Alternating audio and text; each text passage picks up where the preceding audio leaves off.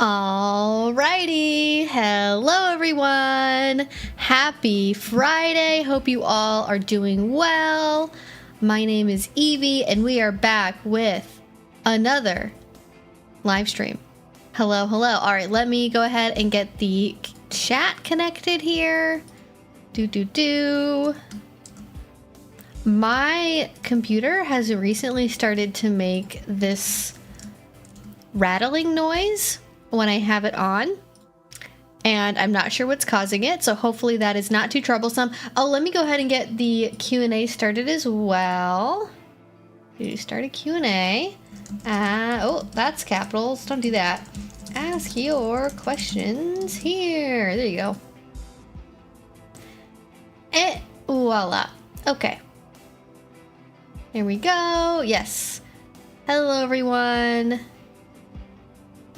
Okay, that is connected. Puppy camera is going, and that means everything is ready. We are ready for another Friday night live stream. If you are new here, hi, hello, welcome. So if you don't know, every Friday here on YouTube, we have a little live interactive Q&A where usually I give a couple of examples in the live stream title of things that we could talk about. Obviously, I just had a rather large video come out talking about the mysteries of anal and the truth behind anal sex and the science and research of injuries that can occur while doing such activities, and why people are somehow still very homophobic and transmisogynistic at the same time whenever they discuss anal if they don't like it. So that is one topic we get into. I know there were a lot of thoughts about that. Obviously, it's also Pride Month, lots of other things. I try to give some examples of what we could talk about, and then sometimes afterwards, if I feel like the live stream does have a very clear theme, I will change the title. But usually we end up talking about so many different things that it's like hard to even pick a title, so I just don't try to. So that's what you need to know about that. Basically, y'all come in here, you ask questions, I answer them. We have a Q&A feature you can use built into YouTube. You can just put your question in the general chat if you want to have other people see it. The Q&A box allows you to ask questions in a more anonymized, private way if you would like to use that. You can also use a super chat or donate through Streamlabs, and it will read/show your question on screen, which is really cute and fun, and also helps support the channel, obviously, if you would like to do that. And it also bumps you to the top of the queue because I generally answer questions in the order they come in to the best of my ability. Obviously, if we have follow-up information or we are kind of following along with a theme, I will try to stick to that for a little bit. But otherwise, I generally go in the order things come in. So a super chat or Streamlabs is the best way to make sure that I will definitely answer your question, unless it's inappropriate for some reason. That you don't get around that by using a super chat. But otherwise, you're just gonna have to be patient. I do have some questions from last time that we didn't get to start us off with, if you would like to. Truth behind anal sex and anal follow-up are just truly rocking titles. Needs more conspiracy theory, though. The truth about anal. What they don't want you to know about. That actually, I mean, that title would work. I would have had to maybe do something a little bit different in the video to justify that title. But I think if I had maybe done more of an angle of like talking about why sex ed in school or just generally in life like doesn't cover anal and oral sex, like I think I could have spun it that way and been like, well, they don't want you to know about this. They don't want you to know about your secret your secret pleasure palace. It's need to know basis only. But yeah, it's the titles, I just, you know, sometimes YouTube titles are really hard to figure out, and it's like, how do I communicate what this idea even is in a way that doesn't sound boring as fuck, and in a way that's not clickbait, but is still attention grabbing, and threading that needle is so hard. But for some reason, when the topic is anal, it's just like an instant selling point. It just does all the work for me.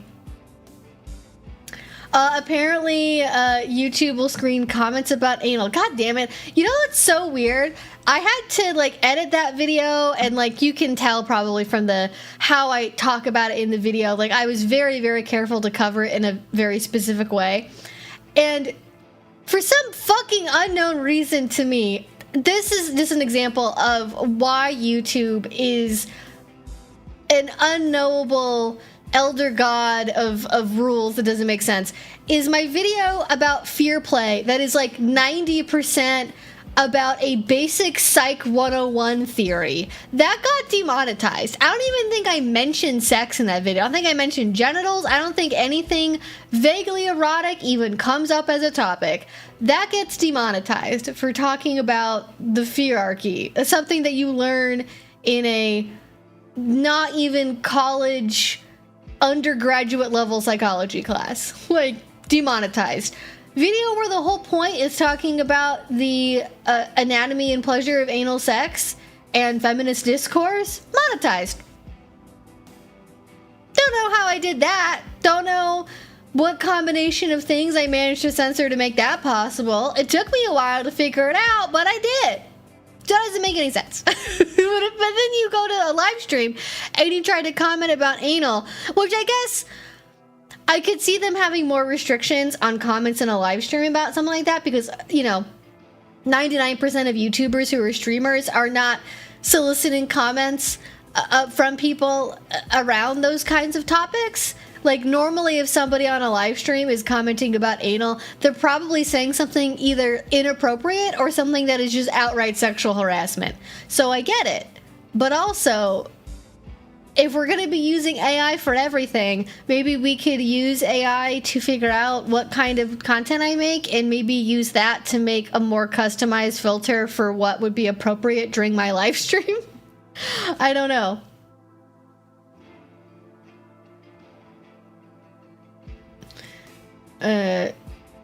Secret Pleasure Palace. OMG is giving Harlequin. Yeah, it is very Harlequin novel. You know what?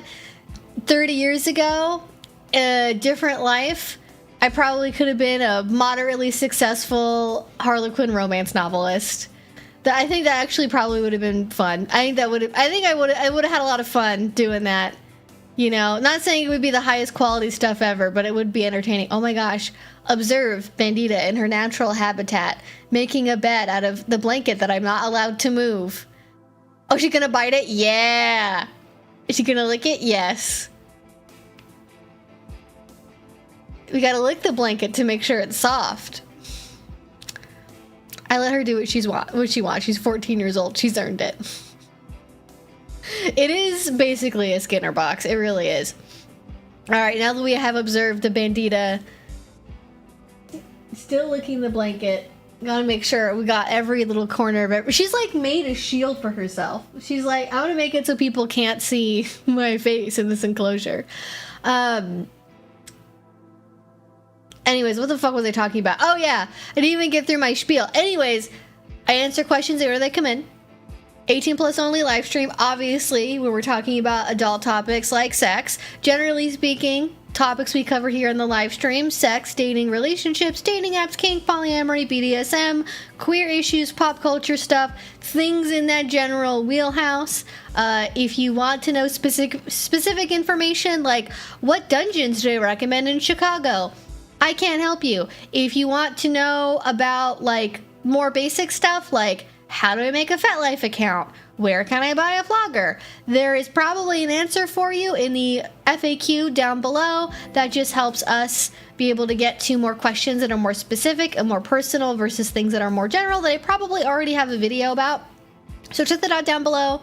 Just please be respectful, listen to me, listen to the mods, use the community feature if you want to make sure I see your question, and that is what y'all need to know about that. Yes, happy Friday. Thank you so much, Carol. Oh, that Squishmallow has always been there. I don't think you guys can see that, but yes, that is the Boba Palm. The Boba Palm watches over the couch. It is our sacred guardian of the couch.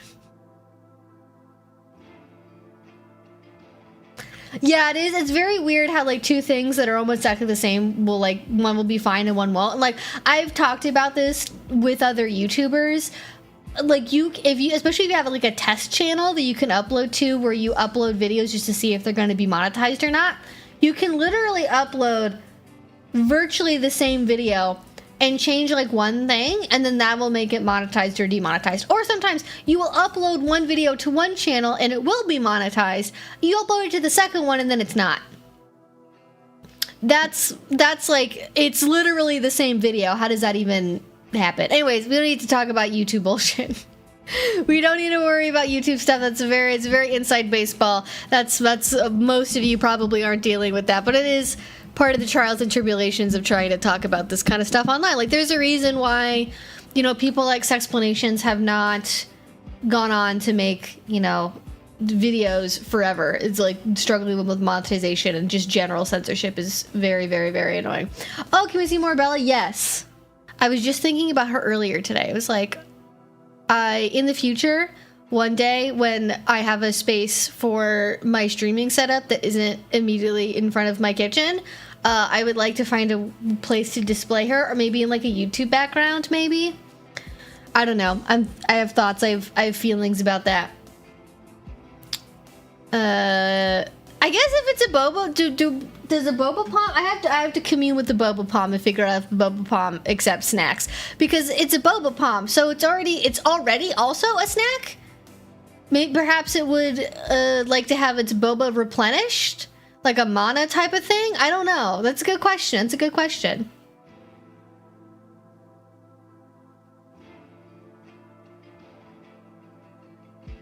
Yeah, I think I don't know a ton of people who do the uploading to separate channels thing, but it is something that some people do. Oh yeah, and Hannah Witten, yeah, she just talks about, I don't know why she stopped. Oh my god. I put on lip gloss earlier, and Bandit is shedding like crazy right now, and there's like I can feel there's like a little invisible like dog hair on my lip, and it's driving me crazy. Okay. Yeah, I know Hannah stopped doing sex ed content. I know she just like wasn't doing YouTube content for a while, and she came back recently and she's doing more like conception, I think trying for a second baby type content, which is like really valuable, but like I'm not gonna watch that content. Like not my kind of thing. If it's already a snack, would eating snacks be cannibalism? I mean, kind of. Yeah, I have to get some tapioca pearls and see what happens. Oh, that's awesome. Just made a new account to say I went to my first social and it was the nicest hangout I've had. Your videos helped me get to that point. Thanks. That is so fantastic. I hear that kind of thing from so many people, that going to a munch is either not what they expect, or everyone's really friendly and they have a great time. I mean, obviously not every munch is great. It's just like any other social circle. Even if you have a shared hobby, whether it's, you know, video games or tabletop RPGs or card games, when you find the right group of people, you can really click, and it's really wonderful. But you can also have people that are like petty and jealous and catty, and there's community drama, and there's like bad people who are using those community spaces as a way to do Lord even knows what. And so you'd have to be careful, and not every space is going to be for you. But I find it so much more likely, like if you are a kinky person, or, you know, you're poly, you go to a poly group, you know, you're nerdy, you go to a board game meetup. If you find people that are like you, even if you've really struggled with social events before in other areas of your life, it can just feel so much easier and so much better. Like, before I get into the kink community, like, I tried to do more of the normal college stuff, right? I tried to go to house parties. I tried to go to events on campus. I tried to go do normal socializing college things. And I did like meet some people I would hang out with, and there were folks that I got along with. But whenever I went to a party or went to an event that was just a regular vanilla everyday life event, like I just wanted to claw my eyeballs out. It wasn't even that I was bored. I just felt like so viscerally like out of place. I didn't like the music. I didn't understand what people cared what they were talking about. I, you know, had trouble finding shared interests to talk to other people about. And it just felt super weird and uncomfortable. But then when I found the kink community, like, it instantly was like so much easier to get along with people, and I felt really welcomed, and I felt like I had other people who understood me and I understood them. I think part of that is the level of honesty that's required to be in the kink community. That makes sense. Like, you're sort of, you know why you're all there, because you're all to some level interested in kink, and so you're getting to a level of depth that in a typical vanilla social setting you're like not getting to. And I just like could not imagine, like, if I have to do a vanilla social gathering of some kind, like whether it's family stuff or maybe going to like a work event with a partner or something, I have to like mentally prepare myself. I have to steel my brain and like be ready for that, because I know it's gonna be like, I have to avoid talking about like my entire life, probably most of my relationships, probably what I do for a job. And it's just, oh my God, it is so arduous. Oh my God. I could not, maybe it'd be different. Maybe if I had a different life and I had a career where like socializing was part of it, like you had to do kind of the wine and dining type stuff. Maybe if I could keep a job focus to be fine. But oh my God, when it's not your people, I feel like it's the worst fucking thing ever. And then when it is your people, it's like, oh my God, laughing and socializing is actually really fun, and like this is actually good for your brain to do. Oh, thank you, Victoria. I didn't get the chance to say this to you last week, but thanks for being someone I've been able to learn from over the years quietly. You're so welcome. Thank you. We love the lurkers. We love people who just quietly consume the content. You are also a valid part of the community. So the munches I've gone to have been absurdly cliquish, but most are very welcoming. Yeah, there's definitely the click munches, and there's other ones where you can tell they're like the feeder munch for the community, where that is the entry point into everything else, and they're typically very welcoming. Or maybe, you know, older community, little more set in stone. The munches maybe don't even, there's like clicky and then there's clicky, right? There's places where it's harder to break in socially because maybe it's a smaller place and they don't get a lot of new people, and so they're not like intentionally trying to wall you off or make you feel unwelcome. They're just not as, they don't know if you're serious enough. They don't really know who you are, and so they might be a little bit more protective versus ones that are like, oh yeah, we don't talk to people who go to this dungeon. Oh, we don't talk to people who are new because we're so experienced. And it's like, what is the point if you're gonna act like that? Honestly, just like don't have a munch then. Just don't have a public event. Just like don't like do one of those like private like invite only like Facebook group things where like don't advertise on NFL, don't tell other people about it. You can still have your Wednesday friends only pizza meetup, just like don't call it a munch, you know what I mean? I always find it strange in my local munch there's more talk about Dungeons and Dragons, anime, and video games than kink, even when there are no vanilla people in earshot.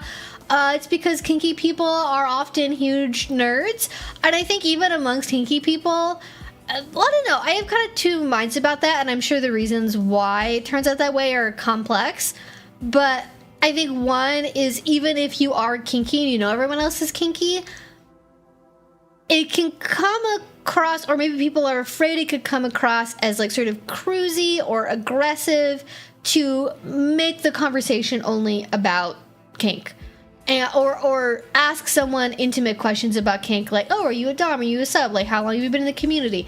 Like, even if those are like, I think, you know, basic fine questions to ask, people might be worried that might get misinterpreted or might be too pressuring, and so talking about other shared interests that aren't, you know, sexual, intimate, what have you in nature is safer.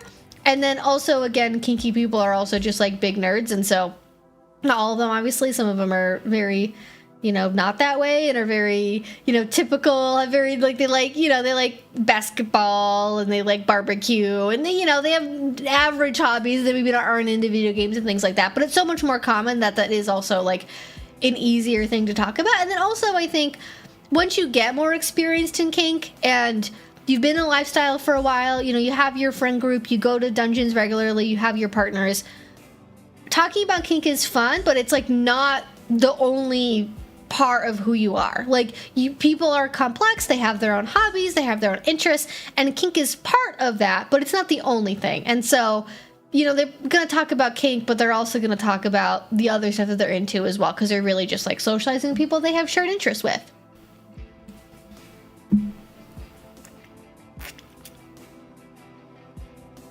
And certainly, like, I don't go to Munches a whole lot, but usually when I do go, it's like, you know, people talk about, you know, scenes they're gonna do, and like, you know, if there's like a big event coming up or plans that they have, like kinky stuff does come up. But I would say a lot of the time, depending on how focused the Munch is, like if there's like set topics or like a discussion group kind of format to it, it's probably about like 20% about kink and then 80% everything else.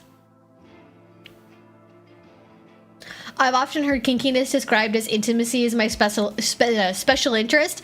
I mean, that probably summarizes how my brain works, because obviously kink is a really big part of what I talk about, right? That's the main thing I talk about, but also I'm really interested in, you know, having healthy relationships and communication and so many things that feed into kink that it kind of ends up expanding outwards into broadly being about like intimacy and relationships, especially because that is so often something that people don't feel comfortable discussing. Hi, puppy.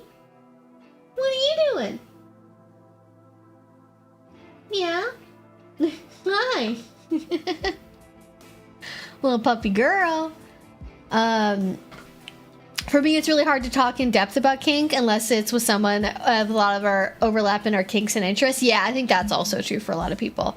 It's like I did a cool scene. Cool, I don't know much about that, but it sounds fun and there's not a lot to connect over. Yeah. I think that's also true too. Like a lot of people, especially the kinds of people that go to Munches really regularly, are like, I'm going to try really hard to describe this in a way that does not come across accidentally as being judgmental, because I do not mean it that way. But there's like a standard, let's say dungeon compatible way of doing kink, where like a lot of the scenes that they're talking about, and they might have different interests or things that they do like in private behind closed doors with partners, but they go to dungeons. You know, they love the flogging scene on the cross. They love the spanking scene on the bench. Maybe there's like, you know, that's the baseline of it, but maybe, you know, they have role play they put into it, they costumes, what have you. And if you are a garden variety sadomasochist and you like playing in public and dungeons and like a little bit of an exhibitionist, the kink community is like set up for you. Like that is probably the subtype of person in the kink community who really, really benefits from being in the public scene, because dungeons are catered around, for the most part, scene spaces for mild to moderate impact play, and maybe bondage. Like, it's a lot harder. Like, no one's doing like, oh, here's the, I mean, if you have a really fancy dungeon, they might have dedicated spaces for like ABDL or MedFet stuff or like service roleplay, or if you have dedicated parties that are more specific. But your average dungeon party, there's like a specific type of kinkster that like, oh, this is like your thing. But if you're not that way, even if you are also kinky, it's like, oh yeah, that sounds like fun. That's not really my thing, but like, good for you. And then like, yeah, how do you have a conversation around that?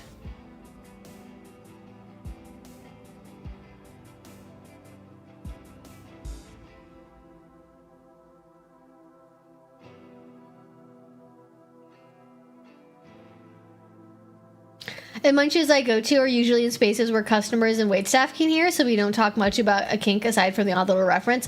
And I would say that's probably a part of it too, is like Munches, like there's so many different venues that can have a munch at them, and like some of them are like, I've been to Munches where they're just like outdoors on a patio, and so like maybe people from the parking lot across the street could hear something, but there's not really like vanilla people in earshot. There's like wait staff aren't right there, whereas if you're in a, you know, more crowded place, or there's like, it's a big mix of like mostly vanilla people and a couple of kinky people and then wait staff, that's one thing. You know, maybe at a crowded restaurant where you all have like one big like shared group table, but it's really busy and quite loud, and so you kind of, you know, the people next to you can't really specifically hear what you're saying unless they're trying to overhear. Like there's just lots of different reasons for why munch topics go the way that they do.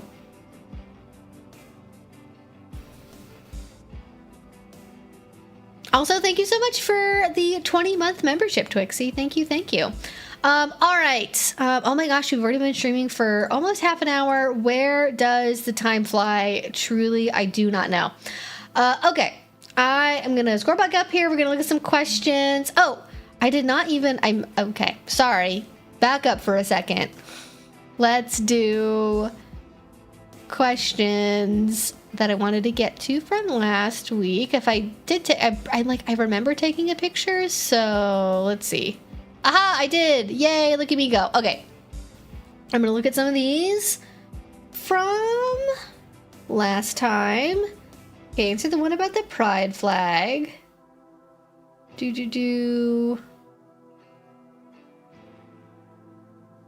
Oh, this one. My partner never seems to be on the same page as me when it comes to when I feel uncomfortable, still saying I'm single, but they still have that on their profile. How do I know when it's weird? Oh, okay. Sorry, I thought that was going to be a different question at first when I started reading it. So, my partners never seem to be on the same page as me when it comes to when I feel uncomfortable, still saying I'm single, but they still have that in their profile. So, okay, so I'm going to assume this is like FetLife, because I don't know other social media platforms that, other than Facebook, I guess, where that would be a thing you'd have to worry about. So, essentially, it's like, how do I communicate around when it's time to, like, make the relationship official on FetLife or possibly somewhere else?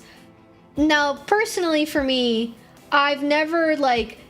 Even if I was single, like, I would not put my relationship status on FetLife as single for a variety of reasons. Probably the biggest one is, like, I feel like if I actively advertised that I was single, that might come across as, like, I'm trying to solicit people who might attempt to date me, and I really don't want that. So I would never go from relationship status single to, like, then having a relationship. I would just, like, leave that area blank just first of all. Because I also think if you leave it blank to start with, that gives you a lot more wiggle room for, like, when relationships are changing about when you want to alter them or not. Like, I have plenty of relationships that have not been on FetLife that, like, or don't use social media at all.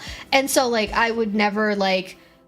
I just don't ever update anything because, like, they're not even on social media, so, like, it doesn't matter, like, what I put on there or not. Also, thank you so much for the Happy Pride Month. Happy Pride Month indeed. Thank you. But,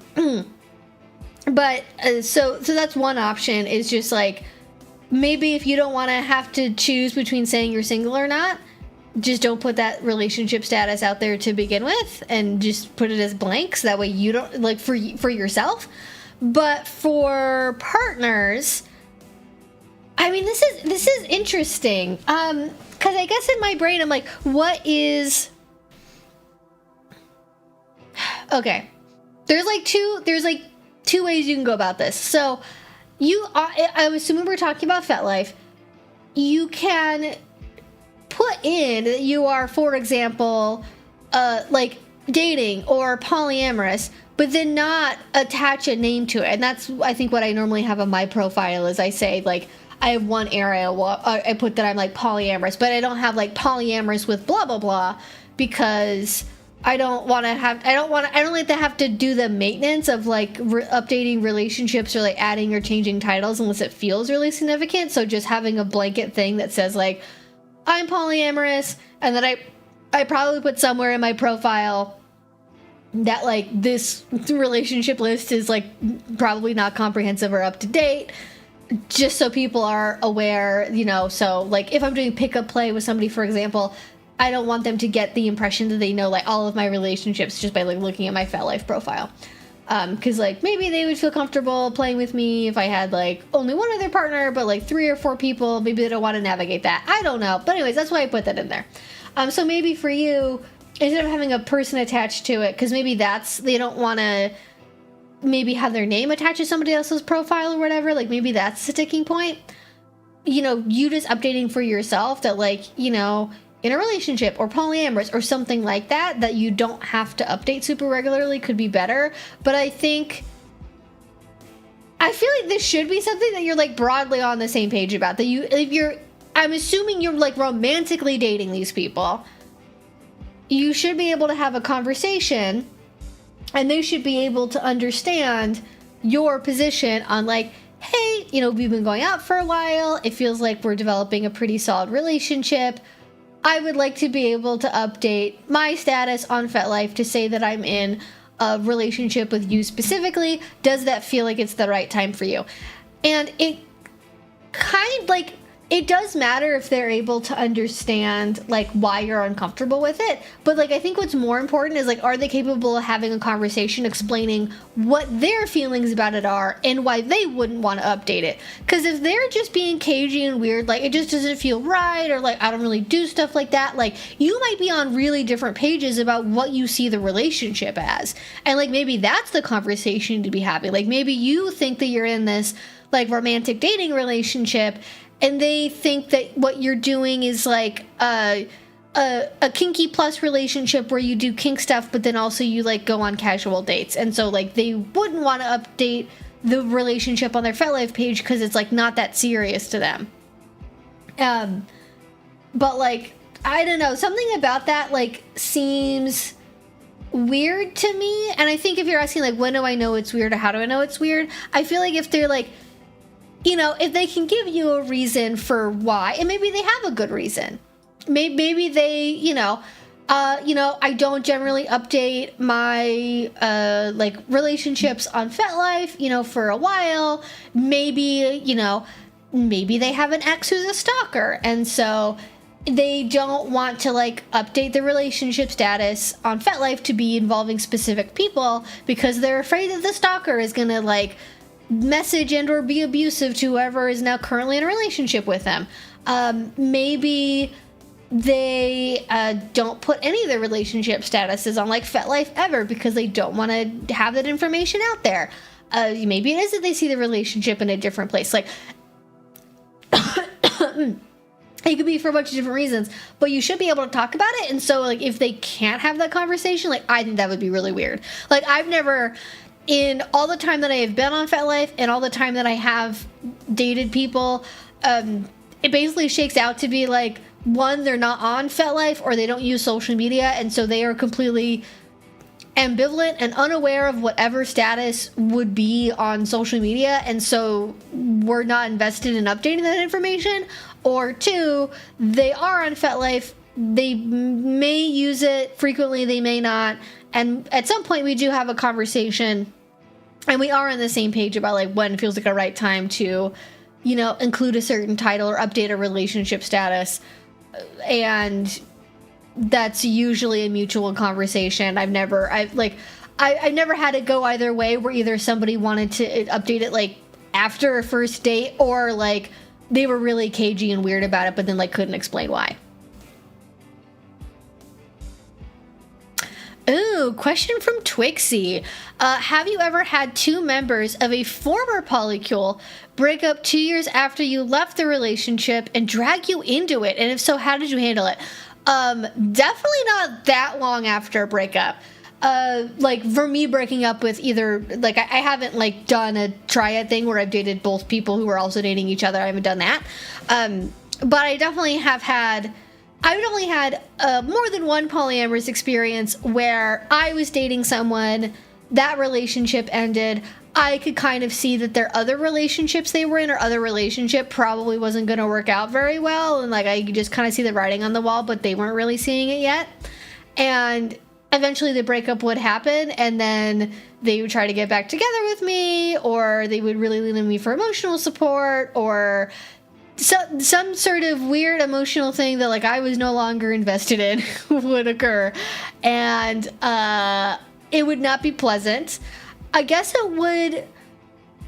One, I think it's not appropriate to drag you into it, kind of regardless. I think let's just establish that. If you're describing it as they're dragging me into it, I have trouble imagining there is a justified reason to bring you into that.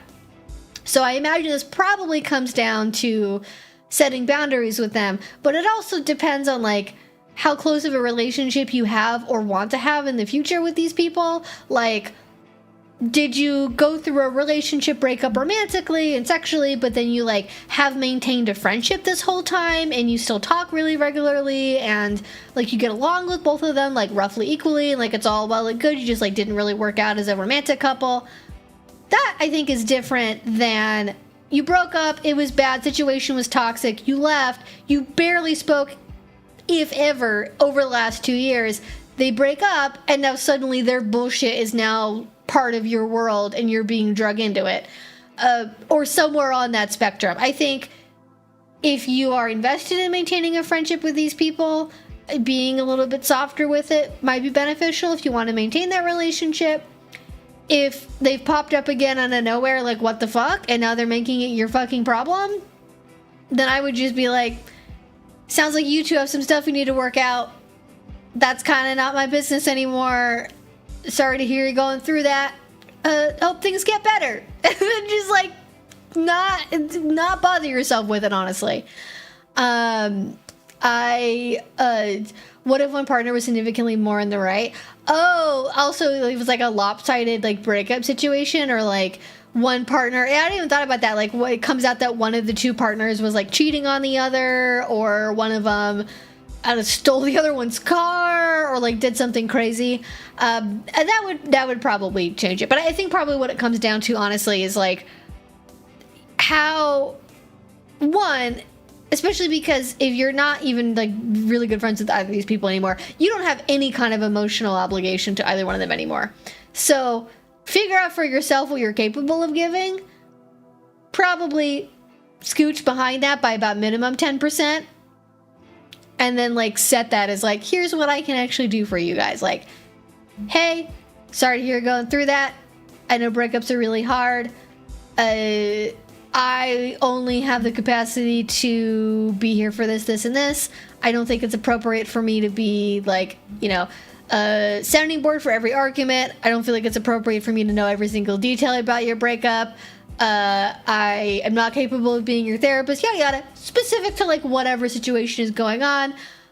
I want to be supportive, but this is what I'm available for. If, you know, you want me to do more than that, sorry, I just can't, right? And then like if they try to drag you in more, like being the arbiter of fights between the two of them, or, you know, tell who was right and who was wrong, I think you really just have to do that broken record thing of like not giving in just because they want you to, because it would make it easier because you like know both of them.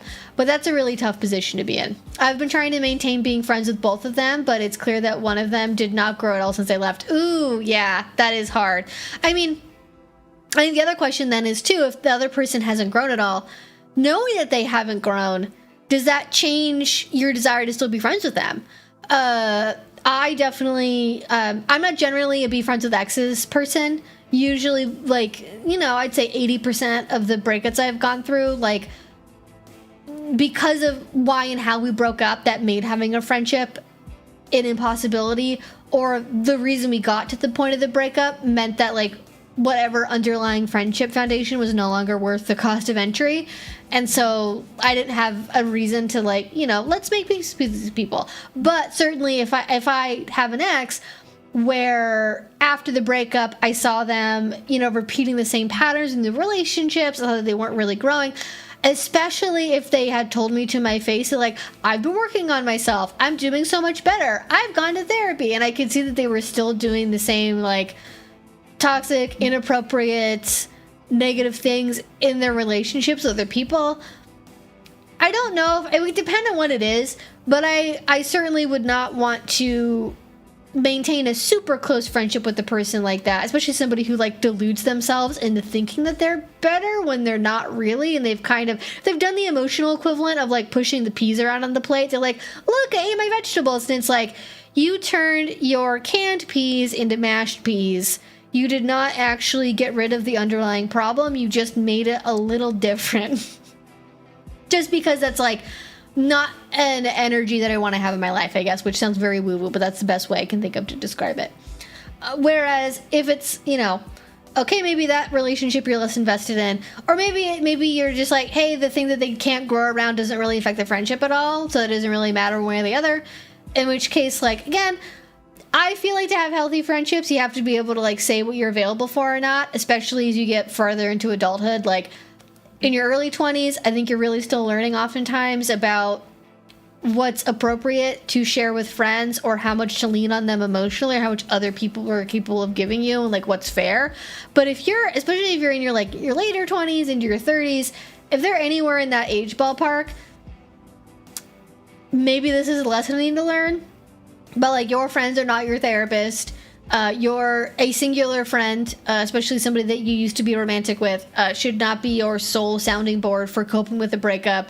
I personally would struggle to have a healthy friendship with somebody that like couldn't self-regulate emotionally at all, or like dumped on me or expected me to give more than I was capable of consistently, while like, especially if it was one-sided. Like, okay, you can be like toxic together, right? Like, you can both be like emotionally invest with each other and like overshare with each other, and like, okay, if you're both doing that, then I guess it's at least equitable. But you know, if you've got your shit figured out and they definitely really don't, and are like oversharing, overleaning on you, that's gonna create a really imbalanced relationship. And the only way that that gets better is at least partly by like you setting up boundaries, or like what you will and won't do. And I know boundaries is such like a fucking dead, overused meme at this point of like navigating. It's like relationship communication and its boundaries, but like it really matters, and boundaries are really hard. And that's why they're so important, is they are the foundation of your relationships with other people. And now you have a great opportunity to reestablish what those things look like. And isn't that a beautiful opportunity?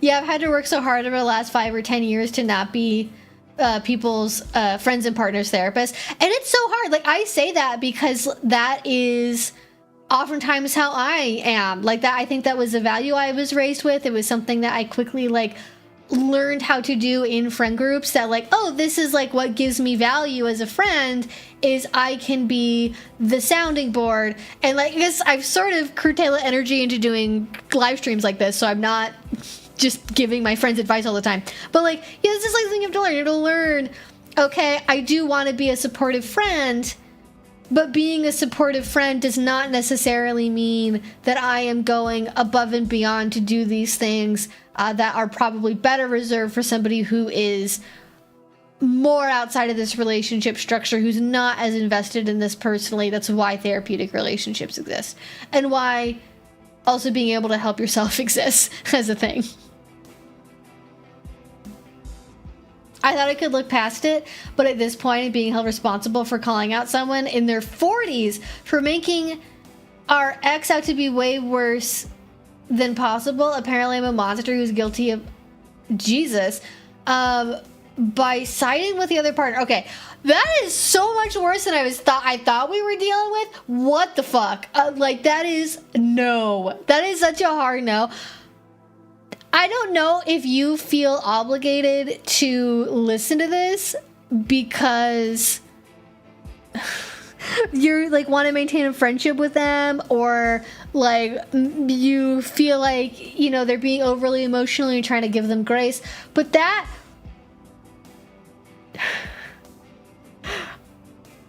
I would just, if somebody talked to me that way, I just simply would not. Like, I am also quick to like decide to cut people off, so make of that what you will. Different decision making with maintaining relationships are not there for better or worse, but that is so inappropriate. Calling out somebody in their 40s, I'm trying to make sure I understand that correctly. I'm being held responsible for calling out someone in their 40s for making our ex out to be way worse than possible. Apparently, I'm a monster who's guilty of them by siding with the other partner. Unless you've been convicted of murder in a court of law, I'm going to say you're not guilty of anything. People choosing to, and this live stream isn't monetized, so I don't know why I'm being so sensitive about the word, but I don't want to like upset people, and I want to be delicate around the language I'm using. But other people choosing to do things with their bodies permanently is not something that you are responsible for. You are not their caretaker. You are not their parent. They are not a child. They are responsible for their own reactions and how they handle their emotions. And yes, we can be aware of and delicate towards people that we know are emotionally vulnerable or don't have skill to deal with things, and we can be sensitive to that. But ultimately, it doesn't make us responsible for what other people choose to do. And trying to intentionally, now out of the blue, multiple years later, make someone feel guilty because of that seems really fucking weird to me. Like, what is the game plan behind this? What are we doing? This feels like picking at an old wound that like somebody wasn't able to get over, and like that seems really, really weird. That seems real bad. Don't love it. That does sound very petty and immature. Yes, I have trouble believing like there are very few things in that circumstance that would make you guilty or responsible, and I do not imagine that you are the kind of person who would do any of those things. So don't fucking listen to that shit. People that try to govern their interpersonal relationships that way are probably not people that are worth being around, and losing connections and relationships is really hard. Like, attachments are fucking crazy. Even when this is like, I feel like if you understand this, everything about like unhealthy friendships all the way over to like abusive relationships makes like 10,000% more sense. So this is like slightly evo psych for a second, but this does actually seem fairly grounded in reality, so we're gonna allow that to be what it is for a second. But humans as a species, right, we're meant to be communal and cooperative and like work together with each other. So we form attachments to each other so that way we can be cooperative and be more likely to survive and get help from others, which allows us to survive better, right?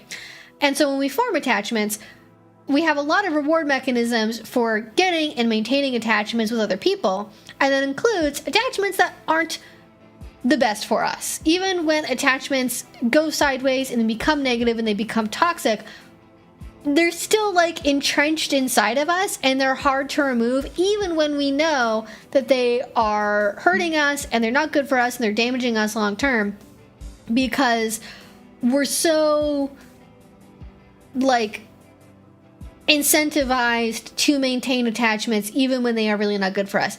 And so that means letting go of an attachment even when it is really bad for us ultimately is like intentionally bodily, physically, like very painful to go through. But that doesn't mean that like ending the attachment is like, doesn't mean that ending the attachment isn't the right move ultimately at the end of the day.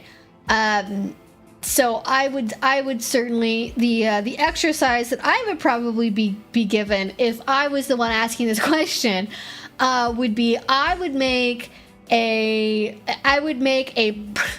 I'm being so serious right now. I'm laughing because I'm like, I've been on the other side of this and been asked to do this, and now I'm telling other people to do it, which is why it's funny. But like, this is the kind of scenario where I would sit and I would think about like long-term and short-term pros and cons of choosing to maintain this relationship and choosing to engage in this right now, and see how they stack up and see how that really strikes you, and just be as like neutral and honest about it as you possibly can. And I would probably bet you that you already know the answer, which is probably like maintaining contact with these people probably isn't worth it, and there's something that's motivating you to maintain that connection, but it's probably not a really great reason. Because if the reason is just, well, I've known these people for so long and we used to be friends, I want to keep that, like, that's not a good enough reason. Especially like with the way they seem to be treating you and talking to you, that does not seem great. It's just exhausting being held responsible for everything that goes wrong in their life when I'm the one who's close by. Yeah, no, that is very inappropriate, and it is exhausting. Like, is that exhaustion worth it? Is that something that you want to keep going through? Is this a cycle you want to keep repeating? Especially if the people involved maybe haven't always demonstrated the ability to grow and change. Because if they haven't grown and changed, and they're treating you in a way that makes you feel exhausted, you can only judge the future outcome of maintaining this connection based on what they're currently capable of doing, not what you maybe hope they could be doing differently in the future. And that fucking sucks. I was a sub in Woman Loving Women. That's what it is. DS dynamic and romantic relationship where the D's power outside of the DS container, and when I finally raised the issue, my D doubled down and deny what was happening. Oh yeah, no, I've been there too. I've had DS relationships end because they've used the DS, like somehow you can't keep up with the very basics of the contract or the rules that we have mutually agreed to and built over the course of a very long period of time, and you can't get yourself to care about those things on a regular basis.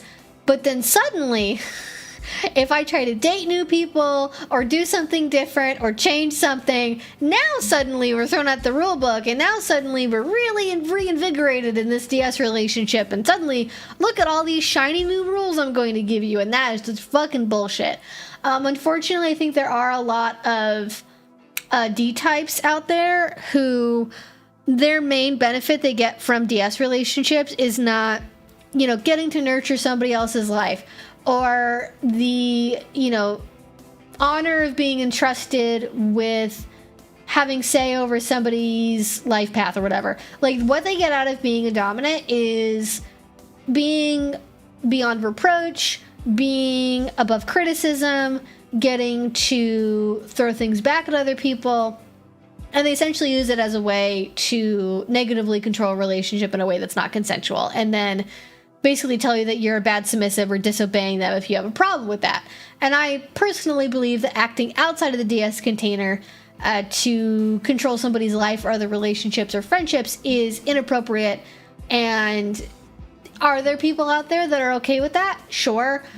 But I would say most people are not. There are people who exist where they're like, I want my dominant to control everything, and that also means my other relationships and my friendships. Those people do exist. I will not endorse that as being a healthy or a particularly common option. So doms are people too. They have their own pitfalls, their own struggles, and that is one of them that can exist for sure.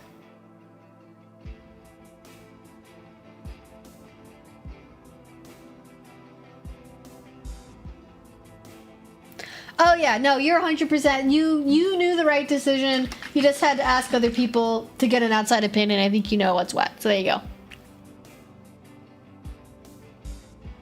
Hi, sleepy baby. You look very cozy.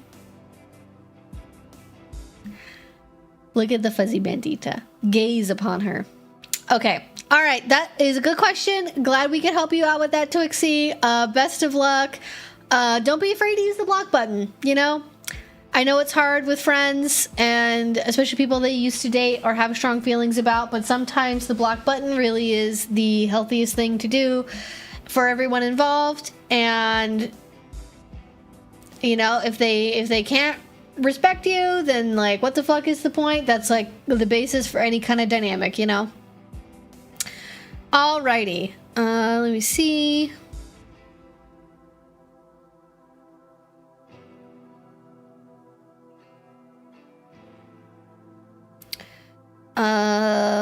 Let me see. Oh, here's one other question I did not get to from last week. How long have you been in the scene, and do you like doing your teaching versus doing YouTube and streaming more? That's a hard question to answer, at least the second half of it. How long have I been in the scene? God, it's almost been 11 years at this point. Yeah, because I got my first, I still have it, my laminated card for my first dungeon I had a membership at, handwritten name and everything right on there. It's from 2015, so I've been in the scene for 11 years, which is crazy. I feel like it has gone by in the blink of an eye sometimes, like, just because of how big a part, like, it is really surreal to think that this is my life and this is what I do every day, is like think about kink and talk about it, and like, it's really crazy. But yeah, I've been in the scene for 11 years. Do I like doing YouTube and streaming or like teaching more? It's hard to say. They're so different from each other.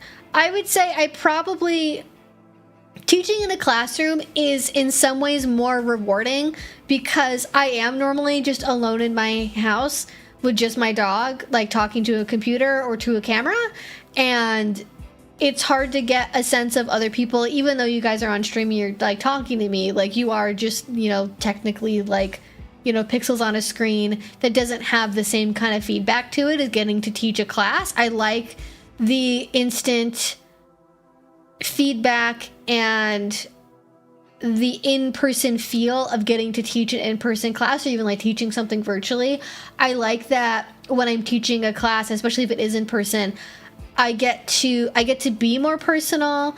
We get to go to deeper places because I'm not worried about YouTube censorship or, you know, disclosing as many personal details. Like I get to go into things that I can't really on YouTube. And so that's more rewarding. And also just getting to like meet people. Teaching allows me to do that in person, and I really like that as well. But with YouTube, I get to go into so many little rabbit holes, and I get to do like, I feel like with a lot of teaching, like I have to fit things into, like especially if I'm teaching at a convention, like it's very specific. It's very like I have 1 hour exactly to do this thing in this venue for this organization. And that's a lot more restrictive in terms of format and like how I cover something in the flow of it versus like making a YouTube video. I can really follow like whatever I'm passionate about at the moment and talking about what interests me, and I get to go into different areas that I also can't when I'm teaching. Like, I don't know, they're different. They're different. It's hard to compare. I would say I probably get more nervous teaching in person just because I don't do it as often. And you don't get to, you know, pause and do a second take when you're teaching an in-person class versus doing a YouTube video. I don't get a second chance to say something in a better way if I've said something and then I go, oh crap, wait, I like didn't say that right, or that might be misinterpreted or whatever. Whereas if I'm doing a YouTube video, obviously I have the opportunity to check all of that in multiple stages between writing the script and recording the video and then editing it, and then, you know, on-screen text information or pinning a comment. Like I have so many opportunities to add more clarification or say something in a better way and be more precise that I don't always when I'm like teaching, you know, talking spontaneously. Like that right there, for example. So there you go. So they're both really rewarding. I don't know. They're both, I like all of it. I like, it's all, like, I don't know, ask a baker if they like making like cakes or cookies or like pastries more, and I'm sure like most bakers have a thing that they really enjoy making the most, something that like is kind of, you know, they make it but it's not their favorite, but like ultimately all of it is something that they're passionate about because they just like baking. And I feel like that's sort of how I feel about with kink. Like, you know, there's parts of every part of the process that I don't like, and there's parts that I do really like. Like probably the most stressful part of the process is actually like filming the video is the most stressful. But then like when I get into the flow of it, I'd forget about that.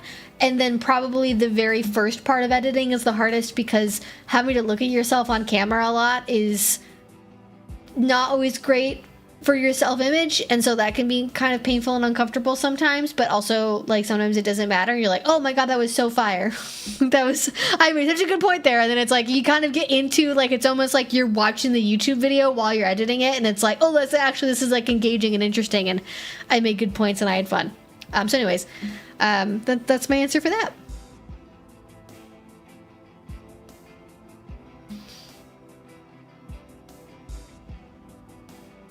I do like the rabbit holes. I've got several more rabbit holes in the pipeline.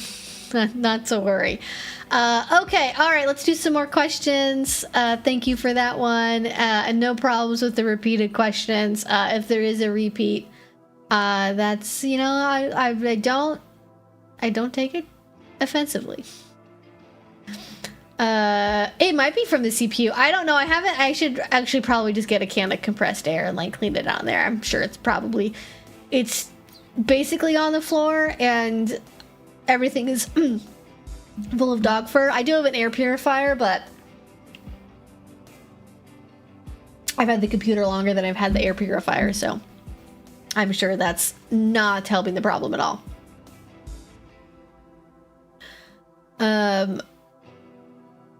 Hell yeah, just passed my first 3 months on estrogen. Heck yeah.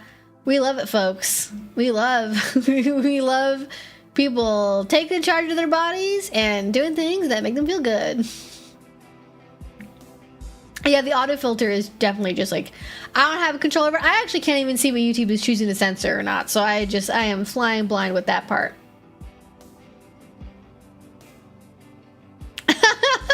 Happy Pride. I've been putting myself out there for a few months, going to munches and play parties. I thought I was a shy person, but it's crazy how easily I ended up making out with the girl in the cage. That is so good. We love it. Happy Pride indeed. Yeah, it's like you put things in the right setting, you get the right people, and suddenly that shyness is, it's not like it's not part of your personality, but it maybe isn't as omnipresent as you might have assumed it is. So, congratulations. Very exciting. Sounds like a fun time.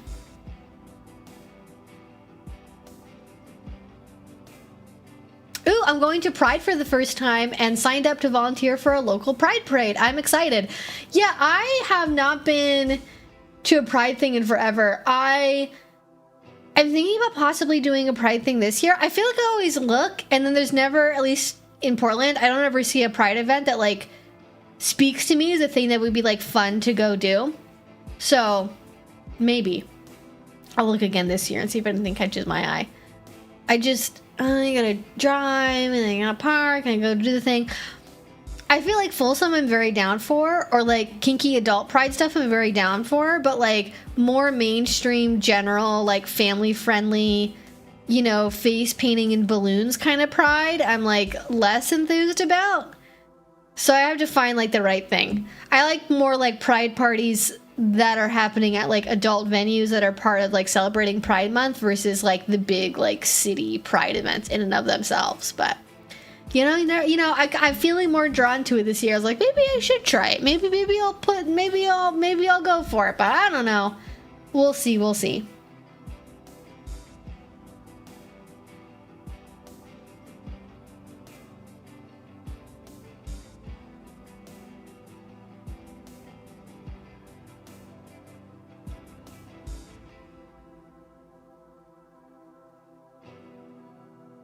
Oh yeah, like here's one of them. Like there's probably I didn't even get to see. Yeah, there's just like part 1 completely disappeared.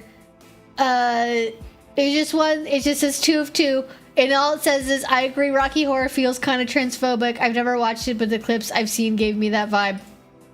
I have no idea what part 1 says. It's just gone. I can't see it. Don't know what happened to it. YouTube ate it apparently. I guess probably. I mean, I know I've probably said at some point, like, I've gone to like an in-person Rocky Horror thing. I've watched Rocky Horror, and like I was like, oh, the Zoomers are gonna hate this. Was like my opinion of it, basically.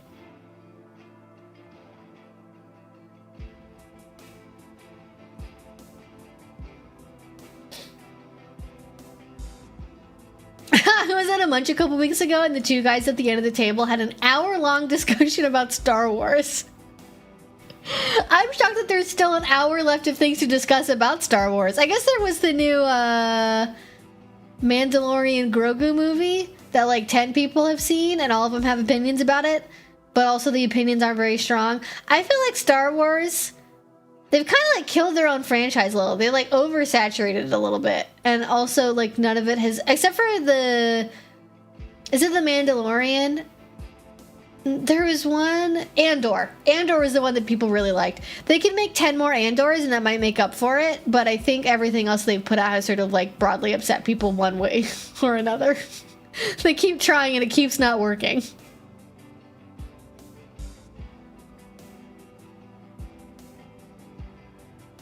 With the way the US is going, I want to go to one Pride event just to be safe. Same way I've been wearing my non-binary flags a lot. Yeah, that's sort of how I feel about it. Like, I don't know. Like, I mean, I feel relatively secure being on the West Coast with the continued availability of events like that, at least for the short-term, immediate future. But I also very strongly believe in, like, not taking things for granted. And not putting off going to things, assuming it will always be there, whether it's a pride event or a kink convention or a class or anything like that. You just never know how long things are going to be around for, whether, you know, laws could change, you know, people retire, people pass away, venues close, hotels shut down, leadership changes, policies change. And at this point, being in the scene for going on 11 years, I have just known so many places that were at one time institutions that were very important, just like no longer be around or like slow down a lot, like all the way from groups up to conventions and like really, really big events that used to be pillars of the community. It is shocking to me how much even just like one group can change over the course of like 10 years, just because of how much churn there can be in people being in the community. And like, you know, it's not always the same year to year. And so definitely take advantage of it if you can, if it feels safe, if you want to go. But I think if you keep putting things off, like, oh, I'll go next year if this, or I'll go when this. And like, you know, if you're waiting because you want to find a relationship first, or you want to wait until you've done this thing first or accomplish this first, like, I think it's fine to have goals, but I would not put a barrier between you and having what could ultimately be a really fun and like potentially like life-changing experience going to something that might not be around in like 2 or 3 years, because, you know, things are always happening. Ooh, I am going to Folsom Street Fair for the first time this year, and I have no idea what to expect. Any tips? Well, I have great news for you.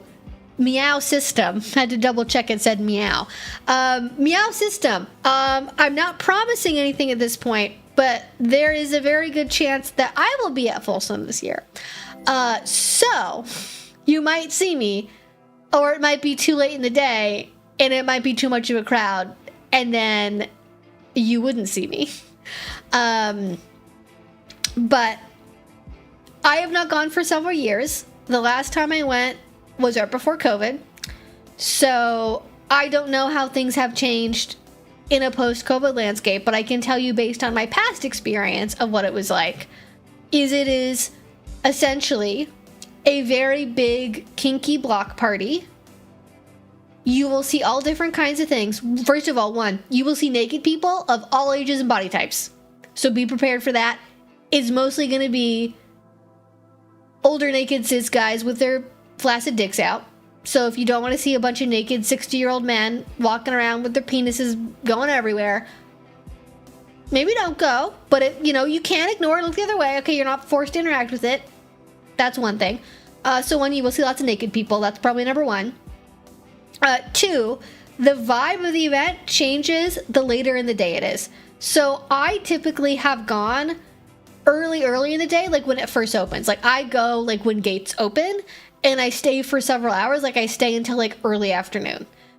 Because the longer you're out, the more it turns into like an outdoor club party environment of, it gets very busy, like jam-packed to the gills. And I don't really want to experience that, so I don't stay later. A lot of people are drinking because there is alcohol, there's beer. I don't know what hour that opens at, but later in the day you go, especially when you get into the evening, there's going to be people drinking beer and alcohol, so be aware of that. You will definitely see people playing and doing scenes. There are booths that people will do tastings at Folsom. There are people just doing scenes on the street. Usually nothing like super, super crazy. Like it's, you know, saran wrapping somebody to a pole, flogging, spanking, and sort of general, like, you know, pretty typical kink experiences. So if you've seen kink stuff before, it's not going to blow your mind. I have definitely seen golden shower kiddie pools, but it's not like the main part of the event. It's like one thing I saw in a corner one time. Like it's not really a main thing. Lots of photographers. Lots of people taking photos. So if you're not comfortable with that, adjust your level of dress accordingly, or if you want to go. My experience pre-COVID was that most people who were photographers, who were very clearly like tourists, like sometimes like literally tourists, and sometimes just people who were there who were photographers who wanted to take some cool shots, they were typically very respectful of asking if you wanted to be in a photo or not, or if you wanted to have your photo taken. I've never had anyone try to like ask me that question and then like tell me, and here's where you can find your photos later. Like, it doesn't come across like it's like for their personal collection. I've never had anyone be like, and here's how you can get a photo of yourself afterwards. Maybe people do that. I haven't had that be the thing. I think that post-COVID, because we just have dealt with the increasing ubiquity of Google Glasses, live streamers, IRL streamers, people looking for their 5 seconds of fame on TikTok, yada yada. I think with all of that increasing, there are probably going to be more people who are sneakily taking photos, or who are not properly asking for permission the way that they should before taking somebody's photo. They don't technically have to because it's public property, but like the social norm is asking, especially if somebody is naked or mostly naked. So there will definitely be photographers. There will be tourists and looky-loos. It's not going to be only kinky people. You will see a lot of people in Mr. S leather gear. Especially later in the day, I feel like it leans very much more towards the gay men's community. It's a mix of everybody, but it is in a gayborhood type area. So I'm not familiar enough with San Francisco to say it's like the gayborhood, but like you're going to see a lot of like gay men kissing and doing stuff. Also, if you don't want to see gay men kissing, don't want to see gay people doing stuff, don't go to Folsom. If you don't want to see people with their dicks out, don't go to Folsom. If you don't want to see people wearing pup gear, don't go to Folsom. There you go. But there's a lot of vendors. There is street food. There's activity booths. There's boot blacking. There's demo booth stations. There's places for you to be able to play at. There's a lot of stuff with ponies and like pony carts, at least from previous years. Like pet play, parades, things like that. I feel like it's a really fun time. I enjoyed going. And I think the main part of Folsom, even beyond that, is there's so much to do around Folsom. Like, it is like Pride for the kink community. And like there's a bunch of Pride Month events during June for the gay community and the LGBT community more broadly, there's a lot of events around Folsom for the kink community in terms of there's a lot of play parties, there's a lot of special events, there's a lot of kink themed nights at like local alternative venues and gay venues. So if you want to go and do a lot of play parties and bars and munches and classes and yeah, and so on and so on and so on and so on, you can really make a whole trip out of it. And that's hopefully what I'm planning to do this year.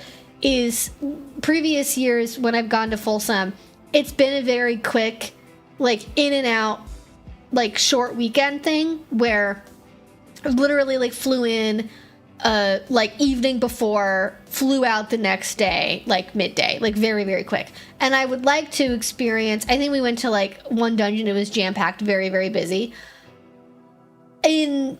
Hopefully, fingers crossed, knock on wood, this coming year, if I'm able to go, I would like to be able to do more of the, like, experiencing maybe the week around Pride, and, not Pride, but Folsom. Part of that is because first of all, everyone in God's Green was born in fucking September, but one of my partner who lives in San Francisco, one of my partners who lives around there, their birthday is, like, right before Folsom, so kind of turning it into, like, birthday, Folsom, kink, Pride week extravaganza thing is broadly the plan.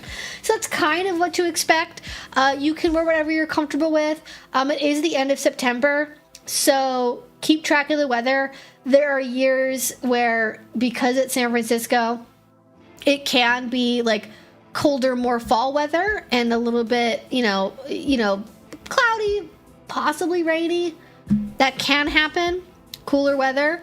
More likely than not, it's going to be warmish, especially later in the day, and there's going to be sun, so stay hydrated, wear your sunscreen, bring something to cover your neck and your head, especially if you're going to be naked. Really make sure you're taking care of your ears, top of the shoulders, Tops of your feet, people forget that. Top of the hands, okay? We don't want to have, listen, feet are great. I don't think very many people have a fetish for feet that are sunburned. So make sure we're keeping the feet covered, okay? Or sunscreen.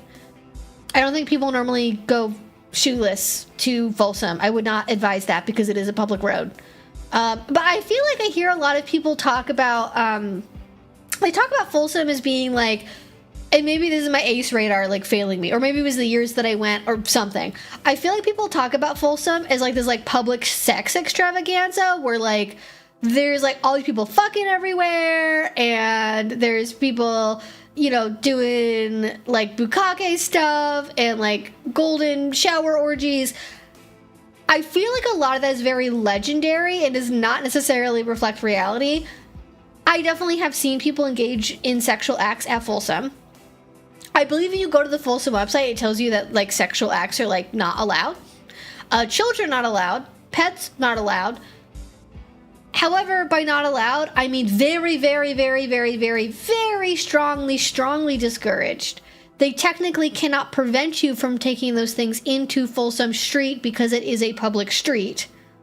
So you can't, you know, I have never seen a pet animal or a child at Folsom, but it is technically possible. I do not recall seeing, I think I've seen like oral sex at Folsom. That's probably the most that I've seen. Or like a guy masturbating, like sitting on the sidewalk, jerking his shit. Like that's mostly what I've seen. I can't say that I've seen anything crazy. It's very like, to my mind, level of what I would expect seeing in like most kink dungeons, especially like a big public dungeon, which is 95% of people are doing kink stuff, and then 5% is somebody like sitting on a chair getting a blowjob. And like, that exists as part of the ecosystem, but it's not really the main thing. Now, maybe again, that was just the years that I went, the areas I saw, maybe it's crazier than the other times, but that was my experience. Yes, please put sunscreen on your scalp. If you don't have hair, wear a hat. Even if you do have hair, you still have a part, okay? Sun hats, cute, okay? Great excuse to wear a hood, okay? If you like a hood look. Keep your little noggin covered, because getting skin cancer on top of your head, not a fun time. So, just saying.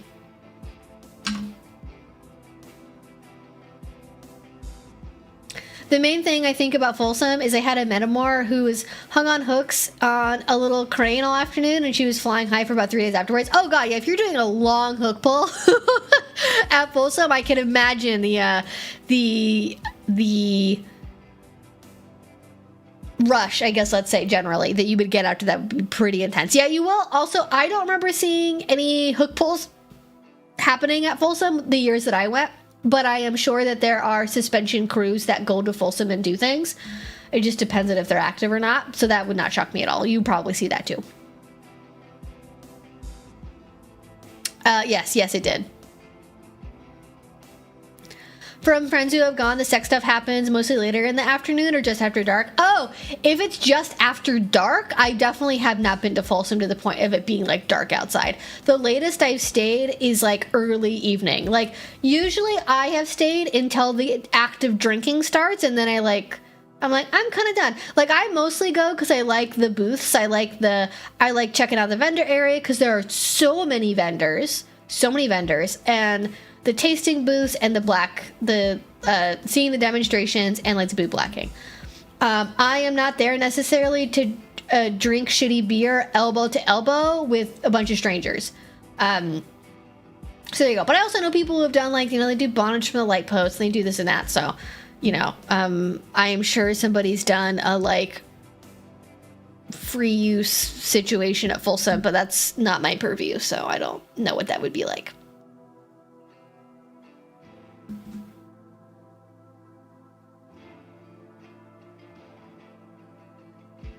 Yeah, I don't know why that one got censored. That's super weird.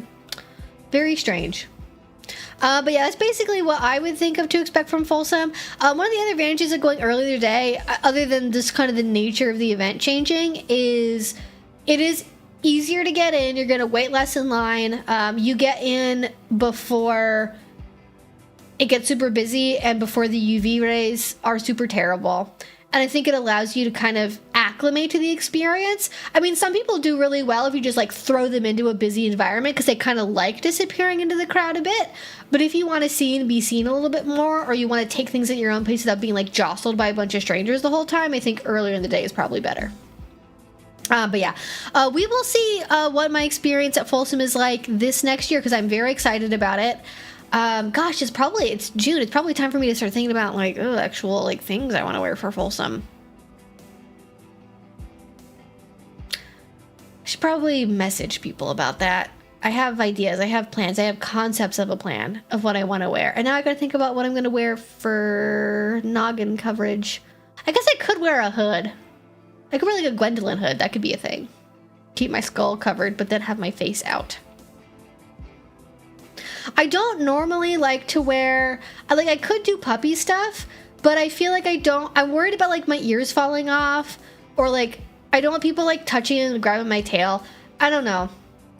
I end up doing a lot more puppy stuff in private than I do like wearing to conventions. Those are like bulky, like a tail takes up a lot of room in the luggage, you know what I mean?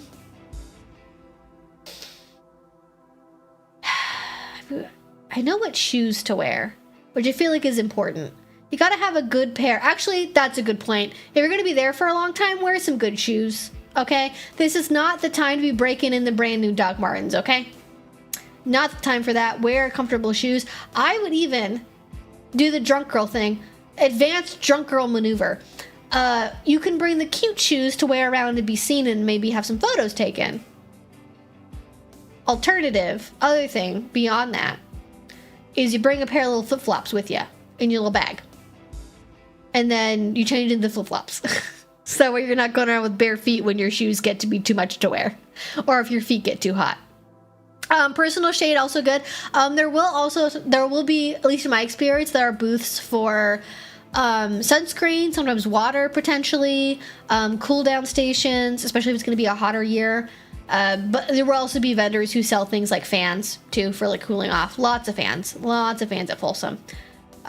But definitely having a way to do, especially if you are sensitive to heat, you know, keep track of the weather, see what it's going to be like. A parasol, cute look. I will probably bring a parasol. Actually, is probably what I will do, is I will find a cute parasol, and that's what I will bring.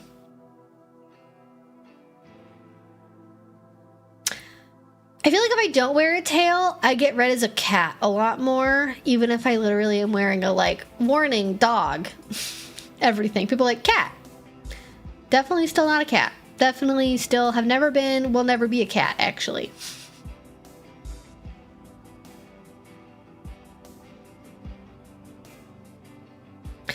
People like touching people and going like, oh my god, that thing's so cute, where'd you get it? They just don't understand boundaries. The more vanilla people that are around, the more often that happens. I don't typically have that problem in kink spaces, but when you put a bunch of drunk vanilla people around a taboo subject, suddenly everything is a zoo animal to them. Which is crazy, because actually you don't normally even get to touch zoo animals, so you're actually treated worse than a zoo animal, which is a sentence I'm saying, actually. That's crazy.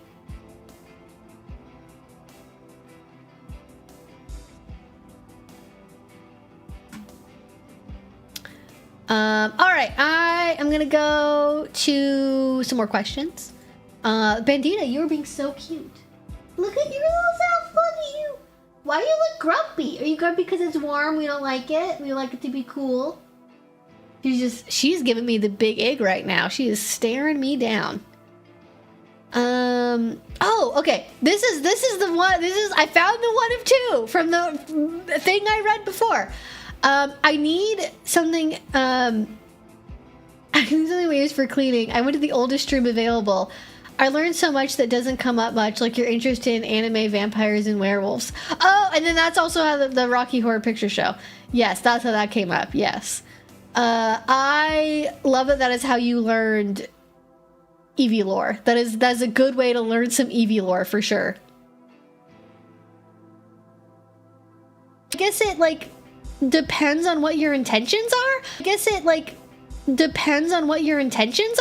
Like, okay, you're just like meeting someone, you're getting to know them, You maybe don't have any intention of playing or like dating or anything. You're just getting to know each other and you maybe want to be friends. I think the feeling of intimidation there will go over time as you just like get to know each other as people. And that's, you know, just part of meeting people that are more experienced than you, is like learning that they are real people, which is broadly also true if you do want to date them or play with them. But if the reason you're talking is because you potentially want to play together or do something together in the future, I think probably directly naming that you feel intimidated is better than hiding it, regardless of what side of the slash you're going to be on, because I think that that's normal. And I personally, like, I want that to be a conversation, because being in the position that I'm in and now being in the scene for the amount of time that I have been in, I definitely get people that talk to me or approach me or like don't talk to me or like don't play with me because they just assume, reading my profile, that like, oh, you're too experienced for me, you've been in the scene for too long, like we're not going to work out, I'm not even going to bother. And it's like, well, like I am still a person, and like just because I've been doing this for X amount of time doesn't mean that like I don't want to play with people with less experience or have been in the scene for less time. And so I would generally prefer, as the more experienced person oftentimes, that I would want to be able to like, okay, like you feel intimidated, like why is that? And oftentimes the feeling of intimidation, I think, comes from assumptions that are being made about their expectations or what their preferences are and not being able to meet them. And instead of looking at it like, I'm never going to measure up to them or what they want because I'm not as experienced, so I can't possibly be a good play partner for them. I'm not going to impress them. They're not going to like what I have to do. They're going to be bored. It's going to be a lot of work, yada, yada. Like, you're going to probably have negative self-talk around, you know, talking yourself out of this relationship being worthwhile for either of you. And I think instead of thinking about it like that, I would instead look at it like, this is a really good opportunity for me because there's somebody who does have a lot of experience that is showing interest back and does want to play with me, and they're just a real person, and because they have that experience, they can actually really help me know what they like and know how to maybe acquire some skills I don't currently have. And they're going to help me with like giving feedback and this, that, and the other thing, and see it as a learning and growth opportunity versus like, oh, I'm scared because they're going to be like so much, you know, they're not going to be satisfied by me. Just because somebody is experienced doesn't mean that they like doing like really heavy, intense, convoluted scenes either at all or most of the time. I think probably the assumption around that comes from the idea that like kink is a slippery slope, and like once you start doing it, you need like harder and harder things to feel satisfied. And I think there's like 10% of that, maybe like 20% of that that's true, but I think that has more to do with sensory acclimation and becoming psychologically comfortable with what your kinks actually are, more so than like a slippery slope that ends in needing to chop off people's fingers to feel something, right? Like anything, like it doesn't obviously go that way for 99% of people. People have like a range that they like playing in, and certainly learning what their range is, what things that they enjoy or not, if you're going to be compatible, blah, blah, blah. But I think, you know, don't talk them out of doing things with you by talking down about yourself. Like, I think there's a way to talk about feeling intimidated that's not like, I don't know why you'd ever want to play with me or be friends with me because blah, blah, blah, blah, blah. Like, most people don't like it or get turned off by people who talk about themselves that way. And you might then, this is like the incel problem, right? This is like, don't incel yourself, okay? Like, incels, you know, not to make that a huge topic, but I think a lot of incels like make their problems worse. I think it can be a level of reality of like a lot of incels struggle with like, you know, attracting people for a variety of reasons, and some of those are like legitimate reasons that may be making it harder to find people to date or to have sex with, and some of them are self-created. And I think one of the biggest self-created problems that people do is they put off an aura or talk about themselves in a negative way that turns other people off. Like, okay, if you really do think that you are a terrible, worthless person who can't measure up to my expectations and can't satisfy me, the reason I might then choose to not pursue a relationship with you or go on a date with you or whatever is not necessarily because those things are true, but because I probably don't want to be in a kink dynamic or do scenes with people that have such a negative self-image, because I know that that could make things, put it out there as like general things that I see people do. Experienced people are also people and do also want to do scenes, and I certainly have not just switches, but I also know people who are like bottom leaning switches in particular, where they get a lot of experience or they start teaching or they're a community organizer, and it becomes harder and harder and harder to find people who want to play with you as you get older and more experienced as an S-type, unless you have established partnerships. Just because a lot of, and I would say this isn't necessarily a bad thing, like number of potential partnerships does not translate into quality. I think you're actually probably largely sorting out people who want to play with you, probably for not great reasons if you're newer, but the newer you are, the more attractive you're going to be to certain people, and as you get more experience, more and more people are so intimidated that they select out of even wanting to approach you in the first place. And so actually there are a lot of people who are quite experienced that have a lot of problems finding play partnerships outside of established relationships, because people assume, to the point of not even approaching them, they're not going to want to play with me, they're not going to like what I like, they're going to expect too much from me, blah blah blah blah blah. And that really sucks, right? And that actually can cause issues for a variety of other reasons. But yeah. I keep buffering. Oh no. Let me see. I haven't seen any stream health notifications, but let me double check. I don't see anything on my end, so I don't know. It's possible, I guess. It's possible.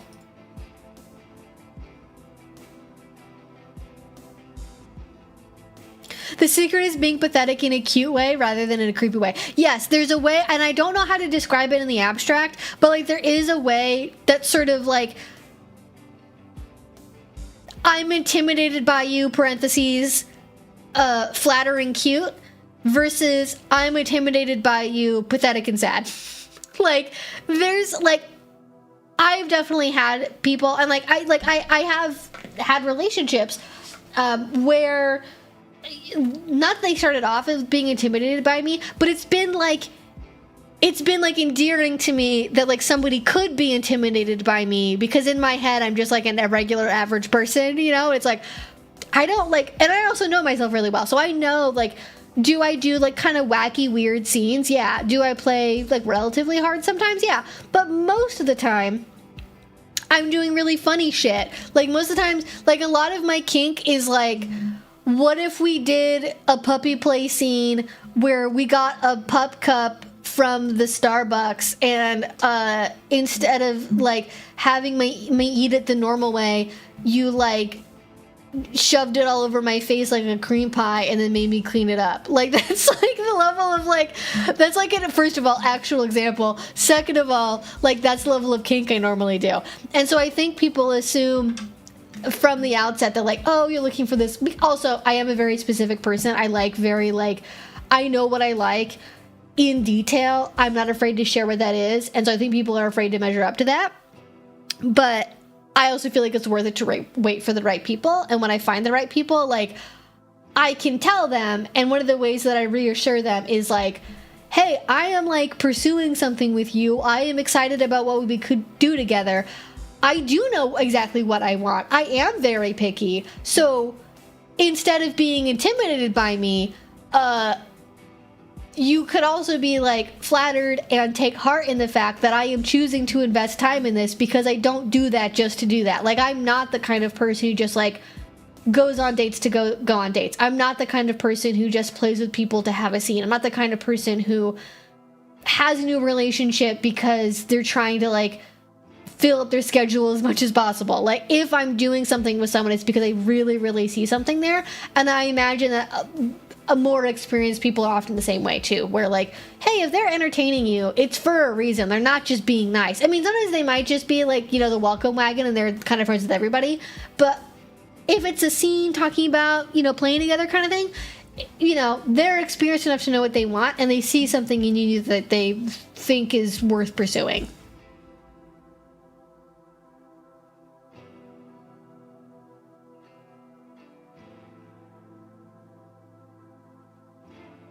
I was buffering a couple minutes ago, but it's fine now.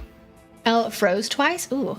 That's weird. I don't see anything. YouTube has like a log of like stream status events that you can see, and I don't see anything that says I had a buffering issue, at least from YouTube's end, so that is very weird. I'm not saying it's not possible. It definitely is. Internet service providers not always known for their stability with streaming, so I will continue to look at that. Hopefully it's not an ongoing issue, but thanks for letting me know. I'm a sub, but I've been told by friends they assumed I was a D-type because I give off that kind of aura, and now I wonder whether I seem intimidating to potential Ds. Well, I get enough weird messages that there are certainly men on the internet that seem to think I'm a D-type, but I think that's because I think any woman who talks about kink is a D-type because they have a really weird... They just think all women could be femdoms if you pay them enough money.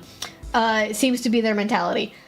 So I do get that. But I would not say I've had people, especially people who meet me in person in a kink environment, say that I come across as a D-type. People online sometimes will think I'm a D-type because in YouTube videos at least, talk confidently, have a lot of knowledge, have a lot of self-awareness, yada yada. And so that people assume, based on stereotype, that those are dominant traits and are not things that a submissive would be. Which is weird, because to have a good relationship, usually you want a submissive that does have self-knowledge and is aware and is capable of describing what they like and want in detail and all of that stuff. It's not a dominant trait, and in fact, I know a lot of dominants who struggle with those things. So I've always found that to be a little perplexing. Like, you think I have to be a dominant because I speak confidently? Doing my job? The thing that is my job, I must be a dominant because I'm confident about talking about the thing that I make my living doing. Weird. But I definitely have, been told by people, at least that I put off an intimidating aura, if not a dominant one. Don't know why that is. I don't think I have resting bitch face. I haven't checked. That could be part of it. But I'm not thinking of the, if you want to be read as submissive, take all of your clothing and cut it in half advice I gave last time. But it is, like, kind of true. I think if you're in a kink space, there are obviously things that you can do to physically signal that you are submissive more accurately. I think, obviously, wearing a collar is an option. I think if you're more masculine, it can be harder. If you dress more androgynously, it can be harder. But again, take your clothing, cut it in half, okay? So, like, crop tops, great. Mini skirts, great. Cut off jean shorts, fantastic. Lacy underwear, fantastic. Usually less clothing is read as being more submissive. Showing more skin is read as being more submissive.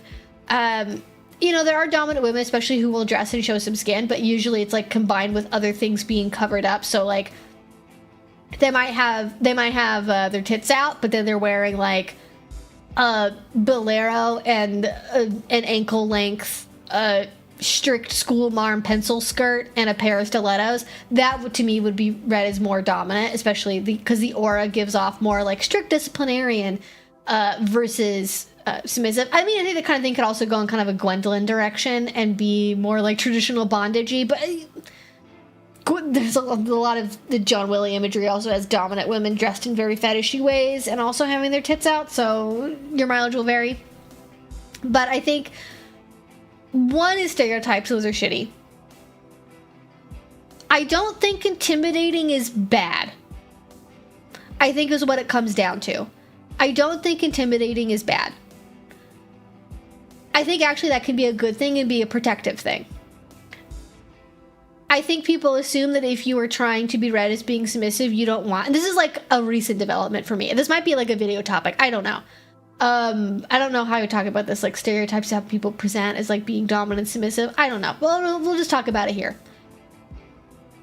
But people assume that if you are submissive, the way that you should come across, or the way that you maybe want to come across, is doe-eyed, pliant, pleasant, sweet to the point of it almost being a detriment. Like, they think that you want to come off as like a sweet little like fairy of a person who also like clearly wants and needs to be like bossed around. I do know people like that. I definitely know people that are, again, they're the welcome wagon people. They're absolutely super, super kind, very sweet, very nice. Those people are lovely to be around. However, that can cross over into being a doormat territory. And I think sometimes people read doormat as being submissive and assume that if you want to be read as being submissive, you should try to be read as being a doormat. And I think it's actually kind of dangerous, because I think the kinds of people that are attracted to doormat energy, sometimes they're fine. Sometimes they just think, okay, well, I know for sure that they're submissive because of how they are coming off to me, and they're going to be receptive to my energy, and that's good. So, it's not always bad, but I think there are people who are specifically looking and targeting people that give off the most doormat energy, and so having that can be hazardous for your health and your well-being. Whereas if you're intimidating, that is going to drive off a lot of, not all, doesn't make you immune, but it's going to drive off a lot of the people that are looking for, let's say, easy victims. People that won't be able to pick up on their bullshit, people who won't stick up for themselves, people who don't know how to set boundaries, so on and so forth. So being intimidating actually is a good selection method for knowing that the people who are approaching you, they are either not intimidated, which means they're quite confident, or they know that they are intimidated, but that doesn't stop them from approaching you anyways, because they still really like you, they're still attracted to you, they think that there's something that is drawing them to you. And ultimately, that I have felt like, at least in my experience, people that are able to overcome them are usually people that I am more likely to be compatible with. Like, I have definitely, especially through, like, I've met somebody through a dating app, I have found that there are a lot of people that I have talked to and met through there that have not first met me in person, where they get so intimidated by me that it shuts them off from being able to communicate with me, and the relationship is like a non-starter because they can't get over. Usually they tell me it's because, well, you're really smart, you know so much, you have all this experience, and yada yada yada. And so they just can't get over the fact that I'm like a smart, self-assured woman, and then like, why would I want to date someone like that? Not me. Whereas if I meet people in person and they kind of get a sense of my energy, like, I feel like if I'm around dominant leaning people, I come across as very submissive in my energy. Like, if you guys see me like in public around dominant partners that I have, or people that I play with like at my tops and things, I feel like I usually come across as being very obviously submissive towards them, and I have like my voice is different, my physical presence with them is different. I don't know. I feel like I don't come across as dominant in those scenarios. I don't know. But that's my read on it.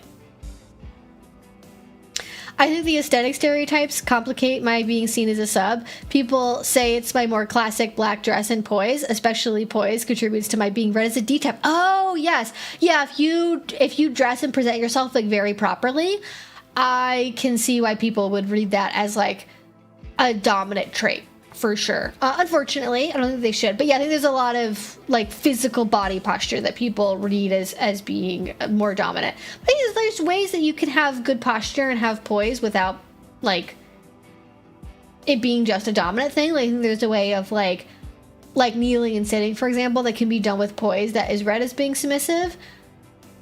But again, do we want to be in relationships with people who just read the stereotypes and stop themselves because of that without ever really knowing you first? I mean, there is something to be said for like seeing somebody across a room and kind of reading their vibe from there and assuming certain things about that, because we're all going to do that to a certain extent. I don't think most people have the ability to turn that off, but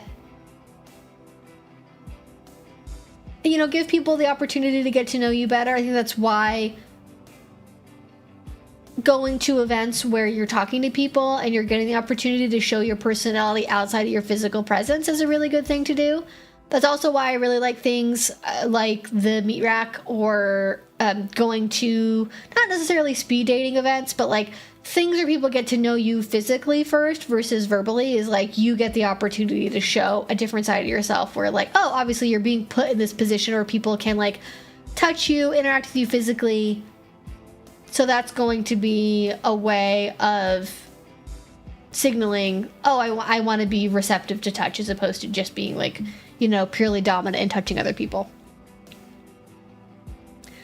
All right, have a good dinner. See you later, Nathan. Thank you. People mistake confidence for dominance. Yes, confidence in a dom is generally a good thing, but it's not 100% indicator of someone who's a dom. Yes, exactly. I think that's part of it. Which is so weird, because like I don't feel like I'm that confident of a person, but at least in certain settings, I guess I come off that way. So I don't know. I've been told countless times because I don't automatically submit to them, so problematic. Submissive doesn't mean you're submissive. Yes, also that too. Yeah, they expect a pushover or a doormat, but again, if people are expecting that, those aren't the kinds of people we would want to be submitting to anyways, because they're probably not a safe person to submit to, which is sad but true. My little one gets called a dom all the time. She is confident in the things she knows and speaks that way. She laughs about it because she thinks she's such a slave in the middle. I mean, I feel like that's adorable, but also I know I am right there with her. I feel like I'm very much the same way. Like I feel like, especially if I'm in a kink setting, if I'm with a partner, or if I'm doing something submissive-y, I feel like I come across as very obviously submissive-y or pet-like or whatever, or I'm of the thing I'm currently doing, but like obviously other people aren't always going to take it that way.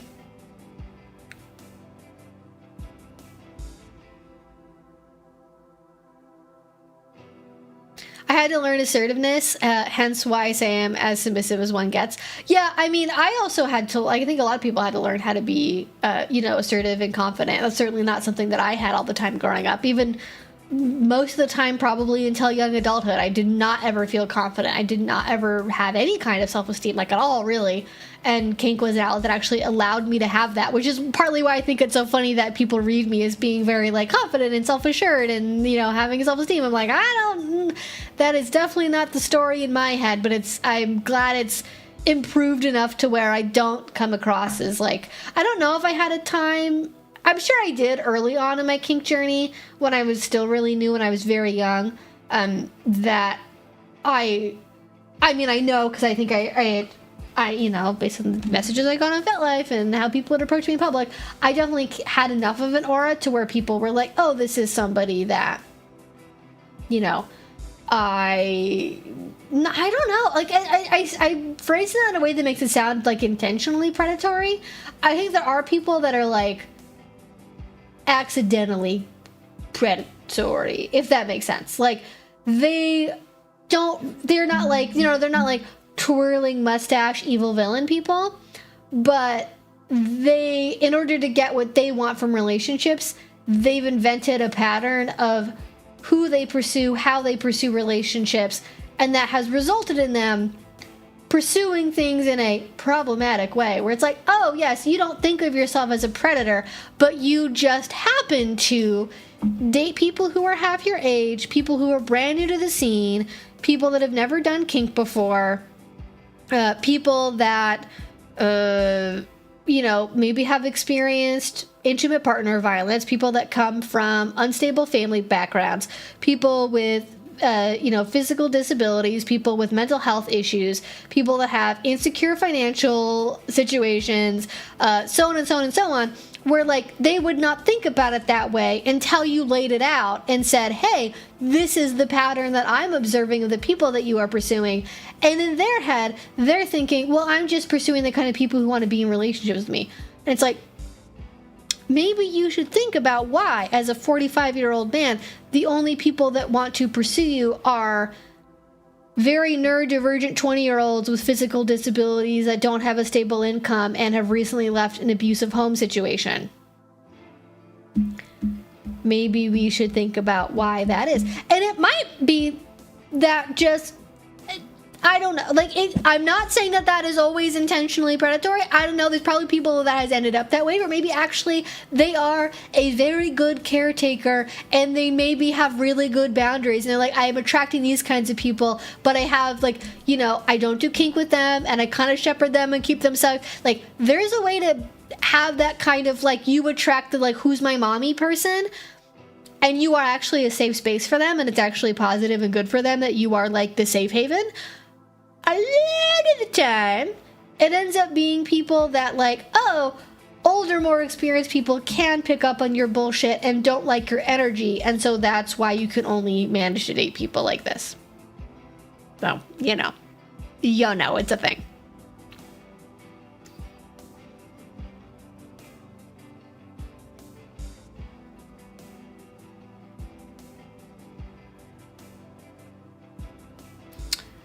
Okay, I'm going to try to get to, we have about 10 minutes left, so if I have not answered your question yet, now is a great time to either put it in the chat again, either just in the main chat, or use the question box.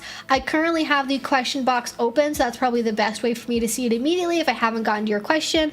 I'm going to try my best to get to 1 or 2 more, let's say, and we will see how that goes. So the next one I'm going to answer is, do you have any tips from either side of the slash for fostering a submissive headspace during domestic service submission tasks, i.e. to go beyond a helping a partner with housework sort of vibe? So I feel like physical presence in, like, how you dress could be a really quick, easy solution to this. So especially if I'm living with a partner, there is a difference between, like, we are just egalitarian partners, like, doing house stuff together because, like, taking care of the dishes is something that we both do to a certain extent, versus, like, this is intentional scene time. And I would say what has made those differences clear in my brain, given I'm also, like, I am very geared towards service submission in that way, so it's very easy for me to get into that headspace to start with. But what has usually demarcated that for me is, okay, we have a planned time, we're going to do some domestic service stuff, and what that will look like is, you know, partner will call me over, they will have me kneel for them. We have certain, like, position protocol stuff we would do, details don't matter, but, like, you know, kneel for your partner. You know, I think creating a height difference can be good too, where it's very clear that, like, you are below your partner, they're above you, they're looking down and talking towards you, and, like, you know, like, maybe holding you and looking in your eyes and saying, like, you know, here are the tasks you're going to perform for me today. Here are the 3 things. Item 1 is going to be, you're going to clean the kitchen. This is the way that I want you to clean it. You have this much time, right? Details of whatever servicing they want you to do. Before we begin, you are going to strip for me, and here's where you're going to change into. So having some kind of change in clothing. You could be naked, you could be wearing just panties, you could be wearing a specific maid outfit, you could be changing into historical service attire, you could be changing into black slacks and a white dress top, right? Depending on what works for you. Easiest one, obviously, is just, like, stripping naked, because usually if you're doing housework with a partner, just a regular Saturday, and you're mowing the lawn and, you know, scraping the leaves, you're not, sweeping the leaves up. That's scraping. I don't know why I said that. You know, you're normally in some state of dress, right? But, like, you know, intentionally getting naked, having a collar put on, I think that can also shift the mindset. And I think getting very specific orders on how to do things and how things should be done, and then, like, watching you while they, like, pop their feet up, they've got a book open, or they're watching TikTok on their damn phone, and they're, like, looking up to be like, oh, you missed a spot there. Don't forget about that glass. Don't forget about doing the floorboard, right? They're, like, watching you from afar. They're very much clearly in a position of relaxation and power, but they're still, like, watching what you're doing. And then they're giving you very specific instructions on how to do what you're going to be doing as you're doing it. And then afterwards, they go and inspect it to see if you've done everything up to the level. Or you can also add bondage to the equation.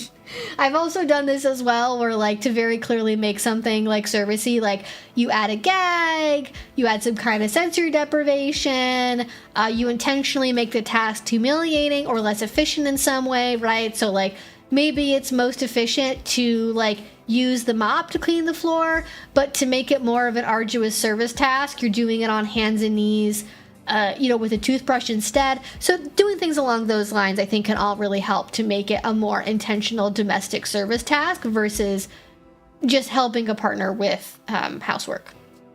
And then especially, again, if they're doing the oversight thing and then double checking your work afterwards, and then like you would do a little decompress on like, here's what you did really well and here's what you need to improve on. And like that can be in the range of like cold, never impressed by anything, they take the white glove and like swipe for dust on the countertop, all the way over to like, here's your report card, you got all A's, you did so good, you have one little thing that I think could be better, but we're gonna work on that together.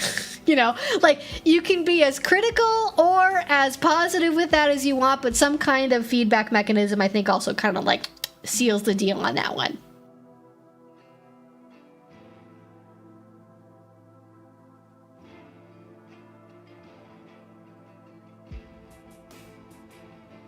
Okay, all right, I think that's gonna be my answer on that one. Okay, here's a good one to end on. The question about demisexuality. Yeah, this is not the glove, yeah. Not to give anyone or their tops and doms ideas, but the white glove. I am a demisexual. My partner is allosexual and a bit of a hedonist. Any thoughts or recommendations on how to maintain a healthy relationship and intimacy, even with the differences? So I would say I can't make any assumptions about your relationship to sex based on the fact you're demisexual. I'm going to assume that because you're asking this, you're probably more in the sex neutral camp versus sex favorable, and or on top of being demisexual, there is a difference in libido or sex drive. That is super common. Honestly, I would probably look for vanilla relationship advice on maintaining intimacy when there is a libido gap, because this is an extremely common problem, especially for people who get married young and then have kids or go through menopause or have other life changes. A lot of people, most people who have long-term relationships, will have to deal with fluctuations in and differences in their libido over time. That is just part of life. That is part of existence. I don't have any dedicated books that just talk about navigating relationship differences with libido gaps, but there is a book I know that has a section on it. And I have a couple other books that I have not finished reading yet that I think will get into it, so look out for future recommendations. But one book that I know talks about it is Hot and Unbothered, How to Think About, Talk About, and Have the Sex You Really Want by Yana Talon Hicks. I think the whole book is good for understanding and navigating your sexuality better. It is, I would say, kink inclusive, but not specifically about kink in any way. But there is, I believe, literally the chapter I just opened to is chapter 11, which is called How to Navigate Desired Discrepancies, or When Your Yes is There Now. And so this talks about, there's a lot in this book generally about like navigating, like, what about when you like something and your partner doesn't, but then also about, again, general, like, their ideal is sex twice a day, every day. My ideal is once a week. How do we, or maybe differences in sex act preferences. Like maybe they're really into anal and you don't like it. Like, how do you navigate that? So I would definitely look into this book, if only for chapter 11. But again, I have a lot of bookmarks on this book. I really think this is worth reading. It has a lot of really good skills in it and like things you can do with a partner. So in general, for just navigating sexuality independently or in a relationship, I would look at this one. I'm sure there's other books that talk about it too. I haven't read some of the, I'm imagining like possibly some of Emily Nagoski's books could be helpful with that. Who am I thinking is Esther Perel? I think probably Esther Perel goes into that as well. What I would be cautious about, and what I would highlight as a fellow A-spec demi person, is obligation sex is a very dangerous trap to fall into. It can very quickly become coercive. and it can quickly become non-consensual. And it can create a spiraling problem where if you are having sex out of obligation because your higher sex drive partner really, really wants to have sex, and the only way that you end up having sex is to like get them off and get them over with, then sex becomes a chore, and then it loses the kinds of positive association that you would probably like it to have in your life, and then you know that it's capable of having, and then it just becomes this downward spiral where like you like it less and less, and then it becomes more and more of an obligation, and you just end up like pulling apart from each other. I don't have any like quick, easy advice I can give in 20 seconds about how to navigate meeting sexual partner needs without it becoming an obligation and then a chore and then like really, really negative for you. But that is something that I would be cautious about. Is I know people like Esther Perel will do things like suggest like scheduling sex.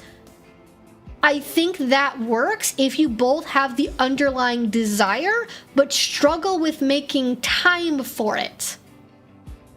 If there is a base desire discrepancy, I think just scheduling sex can make the problem worse. And there's something I've recently seen about this where, again, this might be like potential video topic, because I do think this is an important issue that a lot of people deal with, is like navigating desire discrepancy and all that. So anyways, really, really good question.